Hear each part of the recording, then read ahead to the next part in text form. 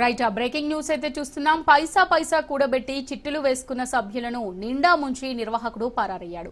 ఏకంగా 100 కోట్లకు పైగా సొమ్ము చెల్లించకుండా ఉడాయించాడు. బాధితులు అనంతపురం జిల్లా చెందన లక్ష్మీపల్లి గ్రామానికి చెందిన పుల్లయ్య భూలక్ష్మి దంపతులు 18 సంవత్సరాల కిందట నగరానికి రాగా ప్రస్తుతం బీకేగూడ రవీంద్రనగర్ కాలనీలో నివాసం ఉంటున్నారు. చదువు లేకపోవడంతో పుల్లయ్య కొన్ని నెలలు అడ్డా కూలీగా పనిచేశాడు. స్థానికులతో పరిచయాలు పెంచుకుని కూలీ పని మానేసి 15 సంవత్సరాలుగా చిట్టీల వ్యాపారాన్ని నిర్వహిస్తున్నాడు. 5 లక్షల నుంచి 50 లక్షల వరకు చిట్టీలని నిర్వహించేవాడు. తొలుత గుడిసెల్లో నివాసమున్న పుల్లయ్య కొద్ది కాలంలోనే కోటీశ్వరుడయ్యాడు.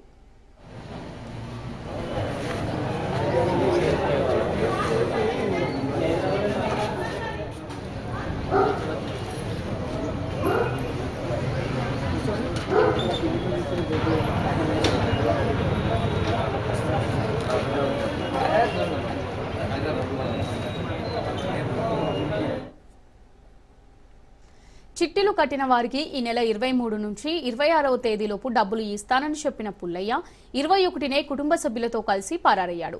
వారు తమ సెల్ ఫోన్లను స్విచ్ ఆఫ్ చేశారు. బుధవారం మధ్యాహ్నం వరకు దాదాపు 700 మందికి పైగా బాధితులు అతని నివాసం వద్దకు చేరుకుని పరస్పరం గోడు వెళ్లబోసుకున్నారు. కొందరు మహిళలు కన్నీరు పెట్టుకున్నారు. బాధితుల లెక్క ప్రకారం 100 కోట్లకు పైగా చెల్లించకుండా పుల్లయ్య ఉడాయించాడు. ఇంకా చాలా మంది బాధితులు ఉండడంతో ఈ మొత్తం మరింత పెరిగే అవకాశం ఉంది. పుల్లయ్య ఇంట్లో నగదు లెక్క పెట్టేందుకు 5 యంత్రాలు కూడా ఉన్నాయని బాధితులు తెలిపారు.